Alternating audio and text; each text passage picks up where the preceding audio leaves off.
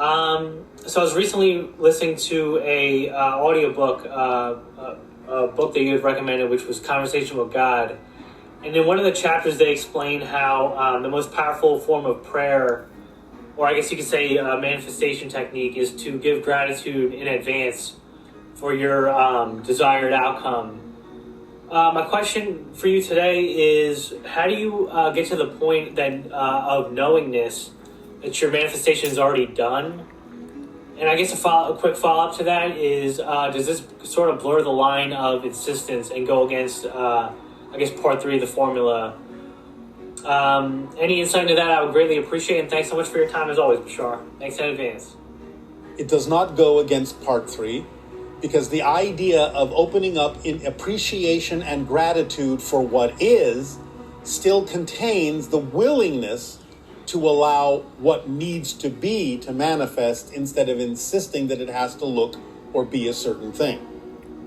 The idea is to appreciate what is that already exists, because all things already exist fundamentally. That's how they're already here.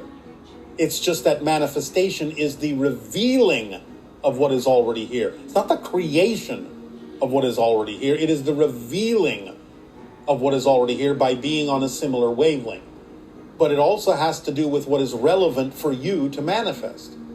So being in appreciation, being in that state of gratitude, present in prayer in that way, is what allows you to be the conduit through which what is relevant and already existing can manifest, can be revealed in your physical reality, can be crystallized into your physical materiality. But you have to still allow there to be whatever differences there needs to be relevant to your reality. It will still serve the same function that what you're wishing for will serve, even if it looks different. So it's about focusing on the function of it, that is the actual thing that fulfills the desire, not the way it looks, because you don't necessarily know that the way you have imagined that it should look externally is actually the best arrangement of material to allow the internal function to give you what it is you are wishing for.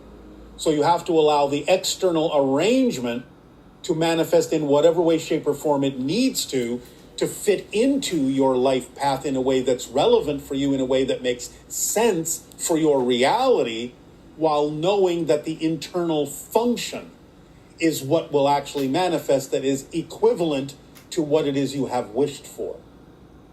So that's why no insistence on the way the outcome should look is what we are actually saying, because you know the outcome will actually contain the initial wish fulfillment for what it needs to do in your life, coming to you in whatever configuration will actually allow that fulfillment to happen in the way that is best aligned with your life path.